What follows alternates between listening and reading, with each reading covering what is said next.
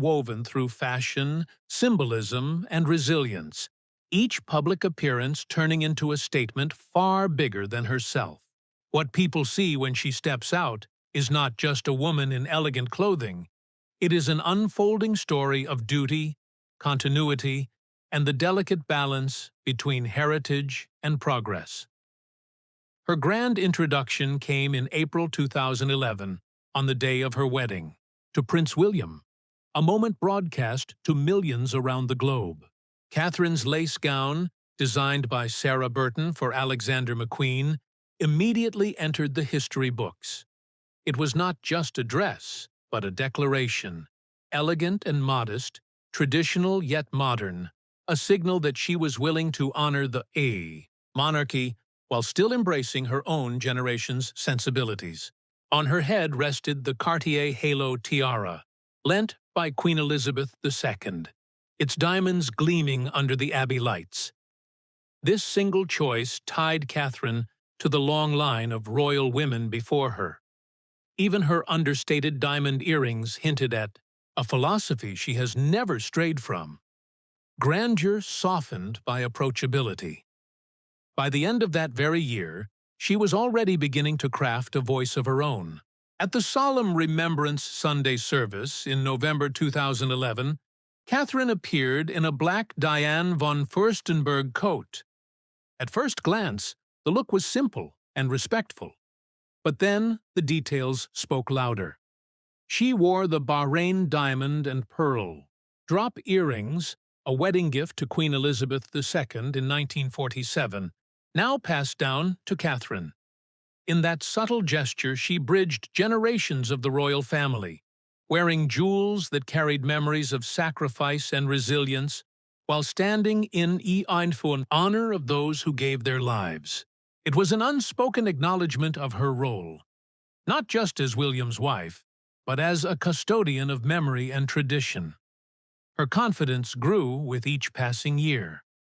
During the Diamond Jubilee celebrations in 2012, she stunned in a bold red Alexander McQueen dress, embodying festivity and strength, while honoring Queen Elizabeth II's extraordinary reign. 7 years later, on her tour of Pakistan in 2019, Catherine elevated her role as a global ambassador. A shimmering emerald Jenny Packham gown with intricate detailing paid homage to local traditions, showing respect while still carrying the unmistakable presence of a future queen. She was not just wearing a dress, she was conducting diplomacy through fabric and color, sending signals of unity without uttering a single word. By 2022, the royal landscape had changed dramatically, and Catherine's fashion began to carry an even heavier weight.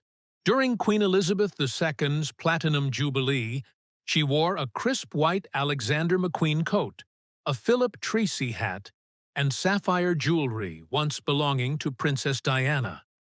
That moment on the Buckingham Palace balcony was a portrait of royal continuity. Standing proudly with her children, Catherine embodied three legacies at once: Diana's enduring spirit, Elizabeth II's memory, and the promise of a new generation. It was as if the threads of the past and future were woven together in one timeless frame. Then came 2023, where Catherine's style became noticeably bolder. At the Rugby World Cup in France, she stepped out in a sharp Alexander McQueen blazer, with tailored trousers, a look that radiated authority. Yet she softened the edges with delicate pearl earrings, a reminder that strength and warmth can coexist. It was a turning point. Catherine was no longer the young duchess defined by dresses and coats. She was stepping into her identity as a stateswoman, a woman of influence who could command respect with her very presence. But nothing could compare to the raw power of March 2024. From the gardens of Windsor, Catherine faced the nation to share her cancer diagnosis. There were no designer gowns, no dazzling jewels, no stagecraft, just a striped sweater, her hair worn simply, and a pair of pearl studs in her ears. It was Catherine at her most human. Vulnerable, brave, and honest. For many, this was the defining image of her life so far, a future queen who could meet the world not with grandeur, but with courage that resonated far beyond palace walls. Looking back across these years, certain themes rise again and again. Jewelry became one of her most powerful tools for storytelling.